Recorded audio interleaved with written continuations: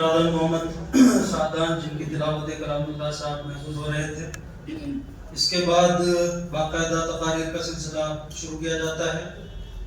ہمارے ادارے میں شعبہ حفظ و تجوید کے علاوہ انادی کا بھی پروگرام ہوتا ہے۔ ہر ہفتہ طلباء جو ہے یہاں پر تقاریر پیش کرتے ہیں اور اپنے مافی ضمیر کو ادا کرنے کی کوشش کرتے ہیں۔ معافی ضمیر کو ادا کرنا یہ ایک بہت بڑا فن ہے۔ اگر انسان کے اندر بہت زیادہ معلومات ہیں، علم ہے، لیکن تقریر کی صلاحیت نہیں ہے، اپنا معافی ضمیر ادا نہیں کر سکتے، تو اس علم سے نفع نہیں پہنچایا جا سکتا۔ تو ماشاءاللہ ہمارے طلباء کی ہر ہفتہ یہاں پر انجمن ہوتی ہے، اپنا معافی ضمیر ادا کرتے ہیں، ہر موضوعات پر تقاریر پیش کرتے ہیں۔ اس کے چند نمونے آپ انشاءاللہ جلد ملاحظہ فرمائیں گے۔ سب سے پہلے میں قرآن حکیم کی اہمیت اور فضیلت کے اوپر تقریر پیش کرنے کے لیے برادر محمد مبارک کو دعوت دوں گا کہ وہ تشریف لائیں اور قرآن کریم کے اہمیت و فضیلت پر اپنی تقریر پیش کریں۔ محمد مبارک۔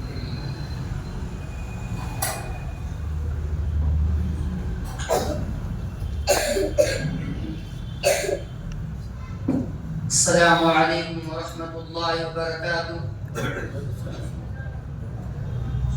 نحمده ونصلي على رسوله الكريم، اما بعد، اعوذ باللہ من الشیطان الرجیم، بسم اللہ الرحمن الرحیم، وننزل من القرآن ما هو شفاء ورحمة للمؤمنین ولا يزيد الظالمین الا خسارا۔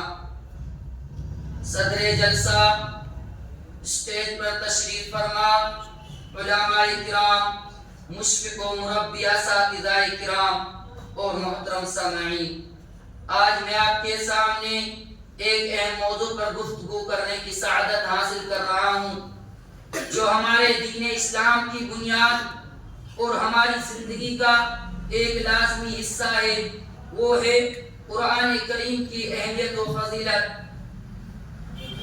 قرآن کریم اللہ تعالیٰ کا آخری اور مکمل کلام ہے جو نبی اکرم صلی اللہ علیہ وسلم پر وحی کے ذریعے نازل کیا گیا۔ یہ ایک معجزہ کی کتاب ہے جو اپنے مضامین، پیغام اور فصاحت و بلاغت میں بے مثال ہے۔ اللہ تعالیٰ نے قرآن کی اہمیت کو اجاگر کرتے ہوئے ارشاد فرمایا، ان ھذا القرآن یہدی للتی ہی اقوم، یعنی یہ قرآن اس راستے کی طرف رہنمائی کرتا ہے جو سب سے سیدھا ہے۔ محترم حضرات، قرآن کریم ہدایت کا ذریعہ ہے۔ جی ہاں، قرآن کریم زندگی کا ہر پہلو کی رہنمائی فراہم کرتا ہے۔ یہ ہمیں سکھاتا ہے کہ ہمیں کیسے زندگی گزارنی ہے، ہم کس طرح اپنے خالق سے تعلق قائم کریں اور ایک دوسرے کے ساتھ کیسا سلوک کرنا ہے۔ اس میں ہمیں شریعت کے احکامات، اخلاقیات اور روحانی تعلیمات ملتی ہے۔ اسی طرح قرآن کریم روحانی سکون کا بھی ذریعہ ہے۔ قرآن کی تلاوت اور اس کے معنی پر غور کرنے سے دلوں کو سکون ملتا ہے۔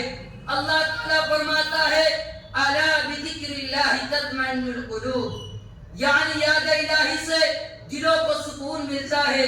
یہ کتاب انسان کی روحانی تشنگی کو بجھانے کا ذریعہ ہے اور ہمیں زندگی کے مسائل کا حل فراہم کرتی ہے۔ اسی طرح قرآن کریم معاشرے کی اصلاح کی طرف بھی ہماری رہنمائی کرتا ہے۔ قرآن کریم نے معاشرتی اصلاح کا بیڑا بھی اٹھایا ہے۔ یہ انصاف، مساوات اور بھائی چارے کی تعلیم دیتا ہے۔ یہ ہمیں بتاتا ہے کہ ایک مسلمان کی حیثیت سے ہماری ذمہ داریاں کیا ہیں۔ اللہ تعالیٰ نے ارشاد فرمایا، ان اللہ یأمر بالعدل والاحسان وایتاء ذی القربى وینہی عن الفحشاء والمنکر والبغی یعظکم لعلکم تذکرون۔ اللہ تعالیٰ عدل کا، بھلائی کا اور قرابت داروں کو دینے کا حکم دیتا ہے اور بے حیائی کے کاموں، ناشائستہ حرکتوں اور ظلم و زیادتی سے روکتا ہے۔ وہ خود تمہیں نصیحتیں کر رہا ہے کہ تم نصیحت حاصل کرو۔ اسی طرح قرآن کریم علم کا سرچشمہ بھی ہے۔ قرآن کریم علم کا ایک بے پایہ خزانہ ہے۔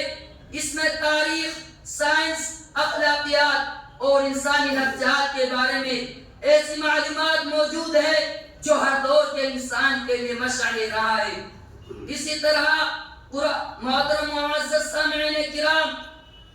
محض قرآن کو پڑھنا کافی نہیں بلکہ اس پر عمل کرنا بھی ضروری ہے۔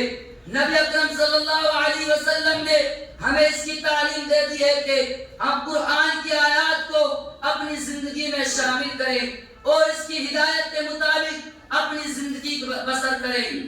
آج کے دور میں جبکہ انسانیت بہت سے چیلنجز کا سامنا کر رہی ہے، قرآن کریم ہماری رہنمائی کے لیے ایک اہم وسیلہ ہے۔ ہمیں اس کتاب سے اپنے تعلق کو مضبوط کرنا چاہیے اور اس کی تلاوت کرنی چاہیے، اس پر عمل کرنا چاہیے اور اس کے معنی کو سمجھنا چاہیے۔ آئیے ہم سب مل کر عہد کریں کہ ہم قرآن کی آیات پر عمل کریں اور اس کی کئی ہوئی باتوں پر عمل کریں۔ السلام علیکم ورحمۃ اللہ وبرکاتہ۔